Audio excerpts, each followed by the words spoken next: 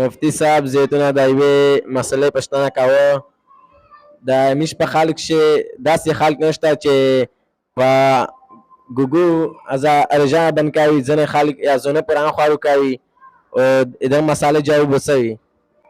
خوریې تو دا مسله پښتنه وکړه چې ځینې خلک همیشه په مسجد شي په ګوګو رجانه بند کوي، اذان شروع وي بیا دغه خارو کوي چې څو پر اذان ختم نه وي دغه خارو کوي، دغه په باره شي دغه خلک رجا شي که نه شي. دا خبره یود ساتل په کوردو چې رجې بند کول تعلق د اذونه سره نه دی نه د ګوګو سره دی، د رجې د بند کول تعلق ایواغ سره دی چې کله صبح صادق وشي یغه وخت پاره رجا نیوای شي چې صبح صادق څرنګه شری شي پانه به رجا نشي نیوای. اور دا خبره یود ساتل په کوردو چې اذان په صبح صادق نه بعد شي، رجاو په صبح صادق نه اول نسه،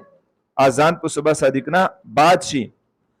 چې کله اذان شری شي ور د رجې نیول وخت ختم شي. وس کا کیم سره داسې وکړو چې اذان شری وي دای خاروق وکړو یغه سړی رجا نشي. نن سبو همیشه په جماعتینه شي ګوګو وایي په اذان اول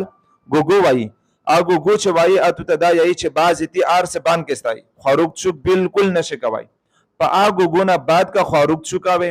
یا خاص کر چې اذان شری شي چې خاروق شو کاوي وره یغه سړی رجا نشي. کچا دا سے کړی دی یغه خلک رشي ندی شویه ورسته وو رشي په میاشت نه بعد ورسته وو یغه رشي کازو کاوی ورسته ورشي نسی یغه داسې خلک رشي ندی شویه. مفتی صاحب د یوې مسالې پوښتنه درخه کوه. سرسیا پکیم خلکو واجب دو، سرسیا څوره دو؟ خوریې دا دویمه مسله تو پوښتنه وکړه چې سرسیا پکیم خلک واجب دو، چې پکیم خلق زکوت واجب دی په یغه خلق سرسیا واجب دو. دغه نه علاوه چې پکیم اکیم خلق نه دارا ضروری ضرورت نه زیوت سامان په قرش یشوی آکا لوشی وی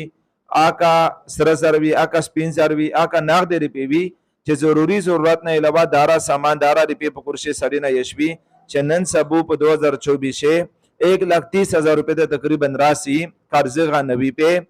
په یغه سړی سرسیا واجب وي. هغه سړیو سرسیا ورکوي د خپل ځون طرف ته د خپل بال باج طرف ته په شجیناه داسې سرسیا واجبي لکه په سړی واجبي خو شجیناه د خپل بال باج طرف ته نه ورکوي خلی ځون طرف ته ورکوي. اچھا دا خبره یو ستل په کوردو چې میشه په مسیسه ځنه داسې خلک چې په یغه سرسیا واجب نه وي خپل زکوتی نه ټولوي غریبون وي هغه سرسیا وبوسی خاطر ورکوي او هغه دا ګمان کوي چې په میشه واجب دو حالانکه په یغه سرسیا نه دو واجب. اگر سرسیا چاته نه کوور یا د ګناه نشي دا خو په هغه سړي واجبي چې کیم مالدار وي، غریب سړي خو سرسیا واجب نه وي. دویمه دا خبره بشتنه کړی و چې سرسیا مقدار څوره ده سرسیا او څوره ورکوي. په کراچي شه د بینوري ټون فتوی مطابق په 2024 غنم پرټ په یو سړي 300 روپے جیوره پرټ په یوسبه په یو سړي 580 روپے خاجیره پرټ پیسو با پیوا ساڑی 1,925 روپے ماویس پرټ پیسو با پیوا ساڑی 3,500 روپے. داغا یوسوب کراچی پیسو با سارا رائی دا آره علاقی گوشه گوشه یوسوبی